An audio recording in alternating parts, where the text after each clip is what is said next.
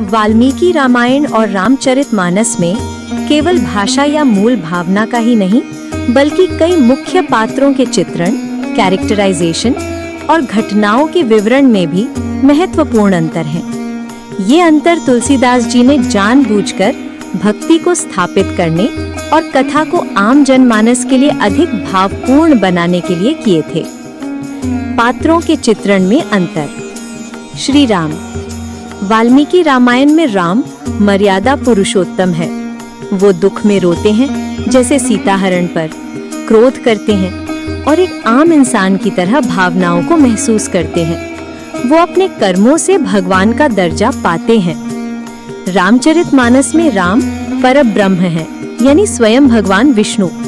वो सर्वज्ञ है और सब कुछ जानते हैं। उनका रोना, दुखी होना सब एक लीला का हिस्सा है। वो मानवीय रूप में होते हुए भी अपनी देवीय शक्ति से अवगत है। सीता जी। वाल्मीकि रामायण सीता एक बहुत ही मजबूत, मुखर और तेजस्वी स्त्री है। वो राम से वन में तर्क भी करती है। उनका हरण वास्तविक सीता का होता है और उनकी अग्नि परीक्षा भी वास्तविक और कठोर होती है।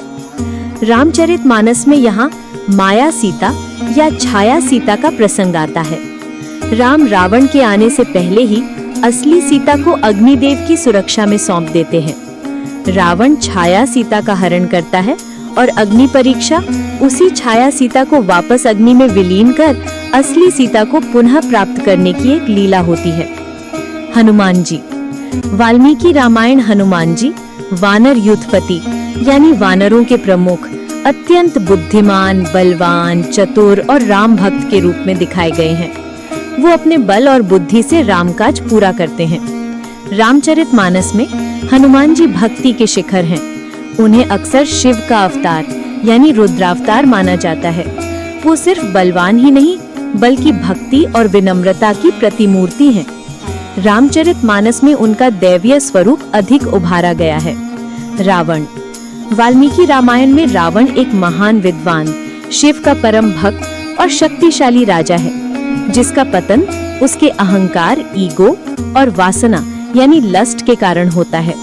रामचरितमानस में रावण को एक ऐसे खलनायक के रूप में भी दिखाया गया है, जो मन ही मन ये जानता है कि राम स्वयं भगवान विष्णु हैं।